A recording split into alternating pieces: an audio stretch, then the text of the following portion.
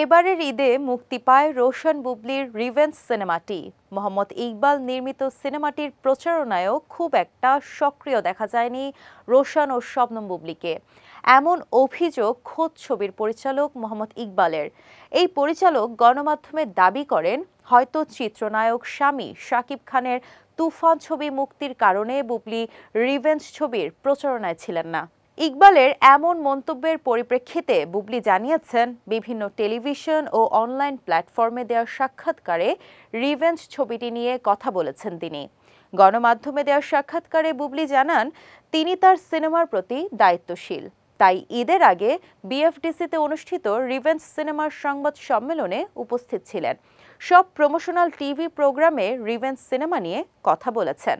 পাল্টা প্রশ্নে তিনি বলেন, তাহলে কোথায় প্রচারণায় থাকলাম না? এখানে তুফান এলো কোত্থেকে?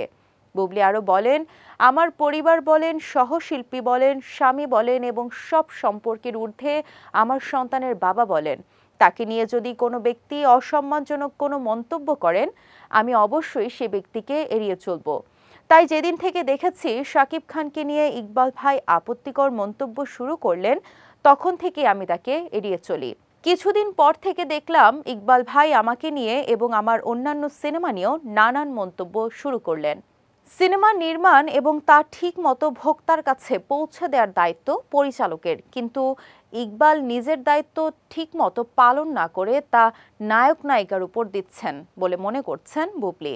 বুবলির মনে হয়েছে, পরবর্তী সিনেমা নিয়েও ইকবাল হয়তো বিতর্ক সৃষ্টি করতে পারেন, তাই বুবলি নিজে থেকে একমাত্র ওয়ালটন এসি দিচ্ছে 1 বছরের রিপ্লেসমেন্ট গ্যারান্টি এবং কম্প্রেসারের 10 বছরের গ্যারান্টি। পরের সিনেমা থেকে সরে এসেছে বলে জানিয়েছেন। মায়া দ্য লাভ 2 ছবি থেকে বাদ পড়ার বিষয়ে বুবলির মন্তব্য এমন, এই ছবিতে চুক্তিবদ্ধই যেখানে হয়নি সেখানে তো বাদ পড়ার কিছুই নেই।